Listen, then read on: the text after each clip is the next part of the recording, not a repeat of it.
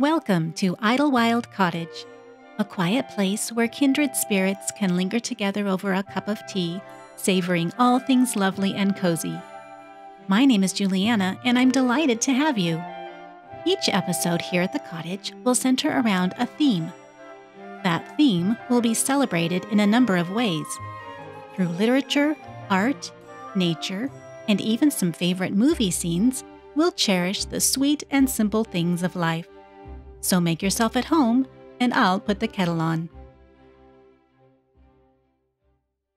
A bird may love a fish, but where would they build a home together? If you've seen Fiddler on the Roof, you may recognize this line. Tevye is wrestling with tradition, a tradition dictating that a daughter should marry the man chosen for her by her parents, or in this case, by the village matchmaker. Well, in today's episode, we'll wrap up a month of love, and our winter season as well, with several bird and fish relationships, if you will. Many of our favorite movies and stories end happily ever after with expected matches.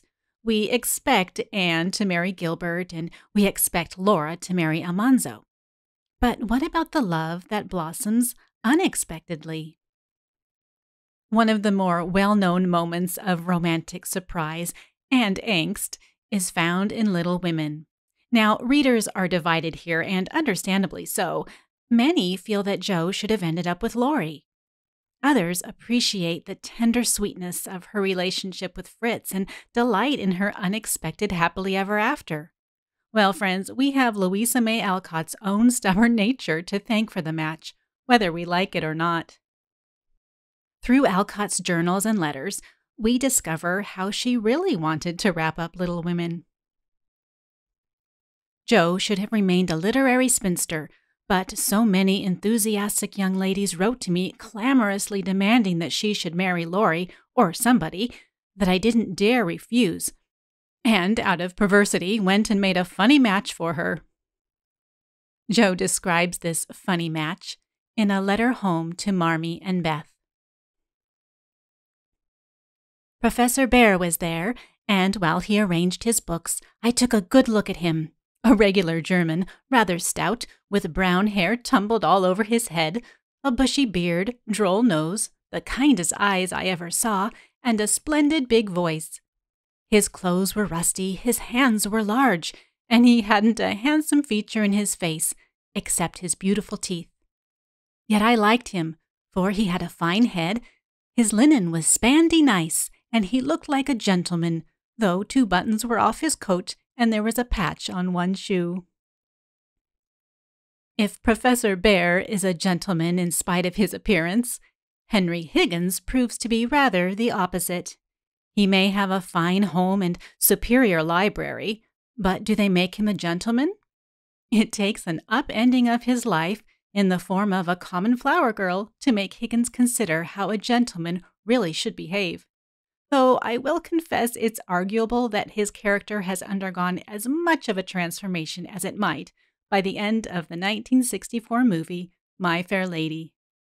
Still, we love to watch the transformation of Eliza Doolittle as her language and personal carriage evolve from a, quote, draggle-tailed gutter snipe to one who could pass as a duchess at the embassy ball.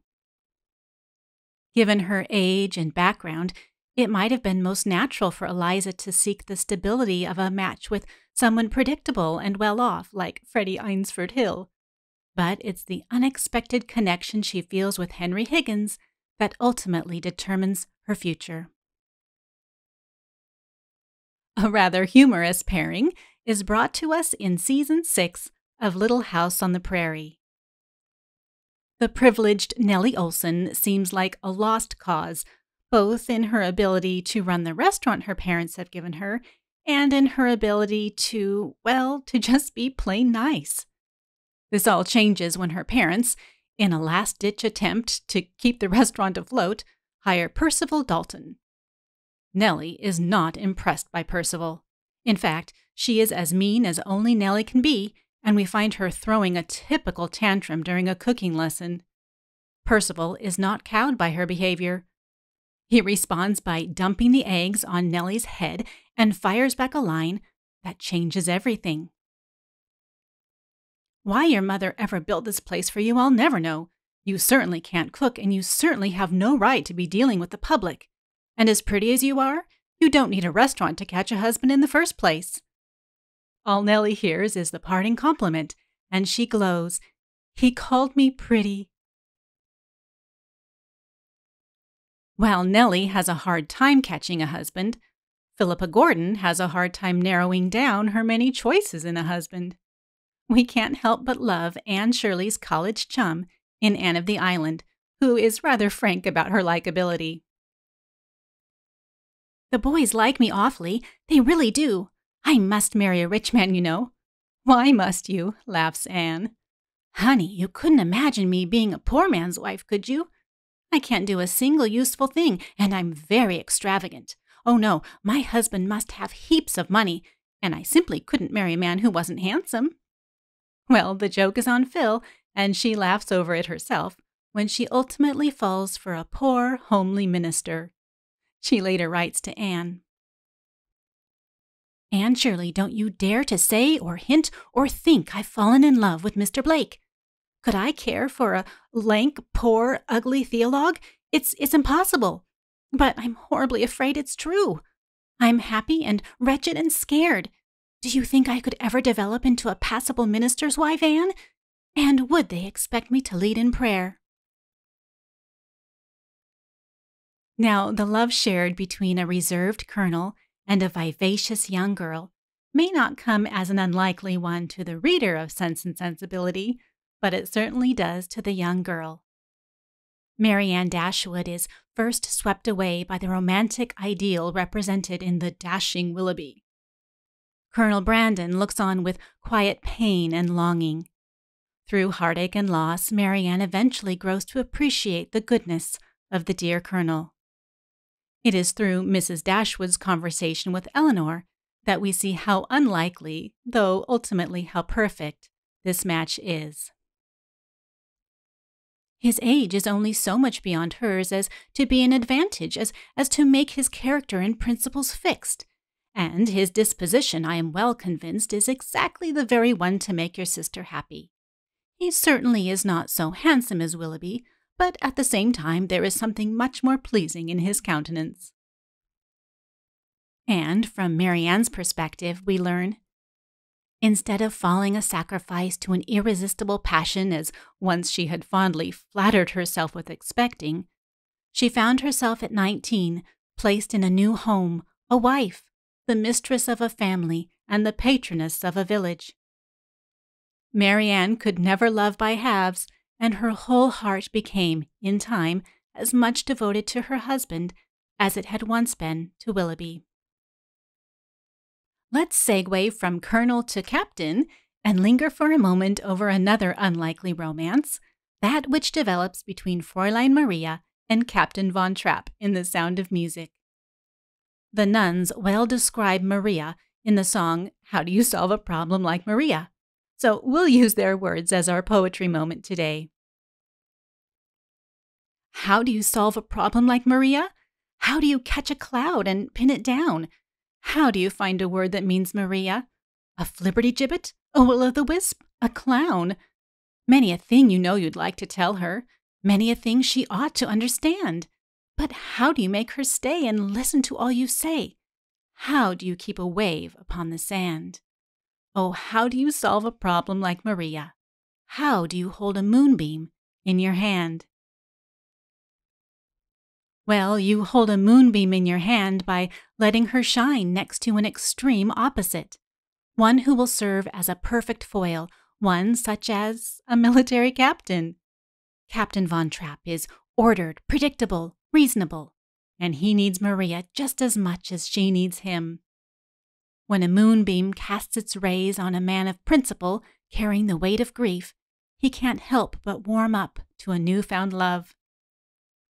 It's fitting that the pair should share their first kiss in the moonlit gazebo, and a problem like Maria and an impossible captain become, as they sing, something good. Since we've covered a colonel and a captain, why not move on to a major? In this case, a drum major. Professor Harold Hill slyly infiltrates River City, Iowa, intent on swindling the townsfolk in The Music Man. His plan? To organize a boys' band and run off with the earnings before delivering. Robert Preston plays Harold Hill, the swindler who is on the alert for the maiden librarian bent on disclosing his deception. Maiden librarians are his specialty, he boasts. But what he doesn't count on is falling in love with her, any more so than the shrewd librarian, the lovely Shirley Jones, expects to fall under the spell of a con artist. Filled with musical favorites like 76 Trombones, Trouble in River City, and Pick a Little, Talk a Little, this unlikely match in a very likable movie results in newfound life for all of River City. It seems like movies make up a majority of this week's unlikely matches, and in fact, I have 2 more to share with you. As I was preparing this episode, I asked my family for their suggestions. My husband offered the unlikely pairing in my favorite Katharine Hepburn film, The Philadelphia Story. The wealthy Tracy Lord is soon to marry George Kittredge. What she doesn't expect is to be caught off guard on the very weekend of her wedding by photographer Macaulay Connor, Jimmy Stewart, or even more so by her ex-husband, C.K. Dexter Haven, the dashing Cary Grant. I won't reveal the end, so you can discover for yourself a few places where unexpected love blossoms in this 1940 film. My son and daughter had several suggestions as well, including While You Were Sleeping, Beauty and the Beast, Harry Potter, and Star Wars, each containing unlikely love stories. But my daughter's last suggestion is one I'll end with today, and that's Sabrina. Sabrina Fairchild, the chauffeur's daughter, is hopelessly in love with David Larrabee. Our family enjoys both versions of this movie. The 1954 film stars Audrey Hepburn and Humphrey Bogart, and the 1995 version brings us the lovely Julia Ormond and Harrison Ford. What could go wrong when 2 people fall in love? Well, plenty when an unlikely match threatens a business merger, plenty when an older brother steps in to thwart the romance, and plenty when hearts get unexpectedly involved, as they invariably will. Well, friends, I do hope your own hearts have been encouraged as we've traversed these winter episodes, whether the theme revolved around frolicking in the snow or cheering for the unlikely romance in our favorite stories. As always, I am grateful for your encouraging feedback in the form of likes, shares, and positive reviews. I'll be stepping away for a few weeks and will return later with spring content. In the meantime, do catch up on past episodes and visit the Idlewild Cottage community over on Instagram, where I'll continue to share all things lovely and cozy. And finally, an unexpected love that is the most life-giving of all is found in God's love toward us. Psalm 100 reminds us, "For the Lord is good, His steadfast love endures forever." Would we delight in the unexpected, both today and in the weeks to come? Thank you for joining me today, dear ones. Please come again soon to Idlewild Cottage.